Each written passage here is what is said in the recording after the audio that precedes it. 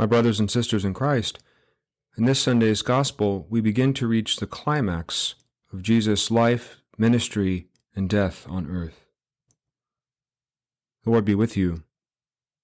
We're reading from the Holy Gospel according to John. Pilate said to Jesus, "Are you the king of the Jews?" Jesus answered, "Do you say this on your own, or have others told you about me?" Pilate answered, "I am not a Jew, am I? Your own nation and the chief priests handed you over to me. What have you done?" Jesus answered, "My kingdom does not belong to this world. If my kingdom did belong to this world, my attendants would be fighting to keep me from being handed over to the Jews. But as it is written, my kingdom is not here." So Pilate said to him, "Then you are a king." Jesus answered, "You say I am a king. For this I was born, and for this I came into the world, to testify to the truth. Everyone who belongs to the truth listens to my voice." The Gospel of the Lord.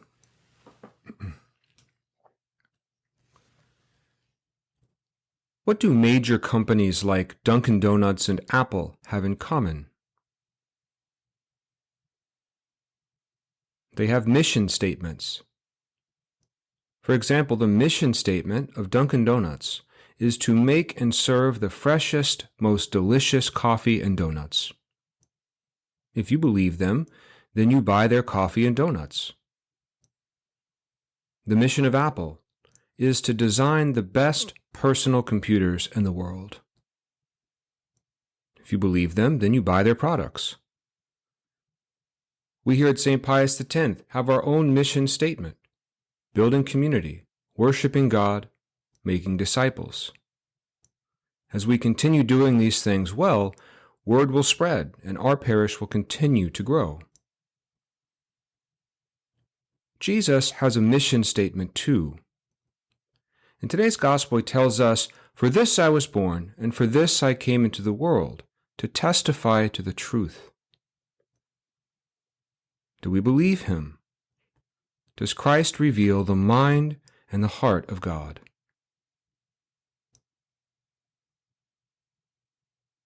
This is a question that everyone must answer for themselves. The powerful, the poor, the ordinary, kings and queens, even Pontius Pilate, whom we encounter in today's Gospel. Does Jesus testify to the truth? Pilate must answer this question under immense pressure. The religious authorities have arrested Jesus and brought him before Pilate, demanding that Pilate execute him. Though this is the first time that Jesus and Pilate have met, Pilate has heard of Jesus before. He knows that Jesus has developed a following over the last 3 years through his preaching, his concern for the poor, his forgiveness of sinners, and his performance of miracles. Still, Pilate remains undecided about who Jesus is. Is he some strange earthly king? Is he a prophet? Is he something more, perhaps even God? Pilate reveals his uncertainty by oscillating back and forth between Jesus and the crowds 7 different times. In fact, he's so torn that he turns to Jesus and asks him that age-old question, "What is truth?" Pilate's decision will determine his future. The crowds want Jesus dead. If Pilate frees Jesus, then the crowds might storm his palace, causing a riot to ensue. But if Pilate hands Jesus over, then he'll be sentencing an innocent man to death. Believing in Jesus as the truth will cost Pilate everything: his position, his power, and possibly his life. Is it worth it? Ironically enough, Jesus preached about this very dilemma during his public ministry. What does it profit a man to gain the whole world, Jesus says, and lose his soul? What does it profit Pilate to remain in power if he loses his place in Christ's kingdom? If only it were so easy to believe and to follow the truth. Pilate represents where so many people in our world find themselves today, soul-searching, seeking, wondering, what is truth?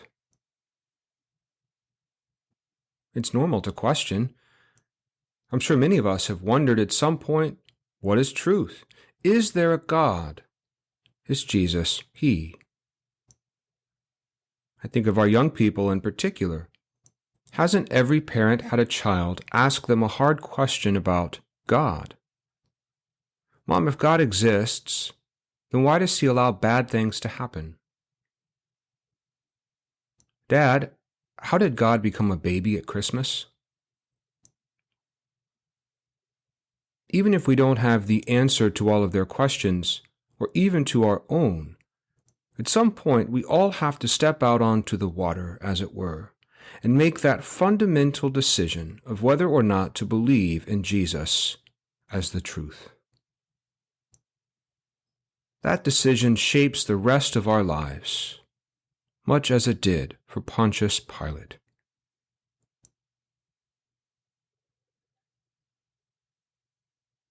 So what do major companies like Dunkin' Donuts and Apple have in common?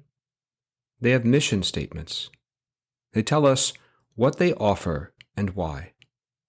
If we believe them, then we buy their products. Similarly, Jesus tells us His mission statement. For this I was born, and for this I came into the world, to testify to the truth. It is our mission here at St. Pius X to deepen our faith in Jesus and to shape our lives around the truth He reveals. While that may be a lifelong journey, we will all do it together.